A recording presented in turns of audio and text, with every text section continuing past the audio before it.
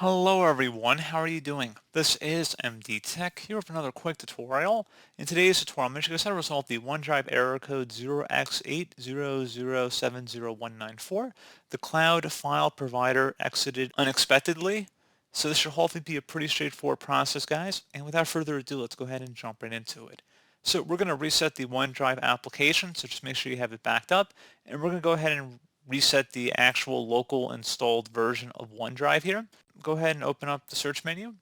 I'm going to have a path or a command in the description of the video, guys. Just want you to copy it. You can see it up here. It's % local app data, and then it ends with /reset. Go ahead and just type that in or paste it in like you saw me do. Just right click and paste. I did Control V just to paste it in using the clipboard shortcut. And best match should come back over this same exact text that I pasted in here, and it should say run command. Go ahead and left click on that. And there you go, guys. It should reset the OneDrive application.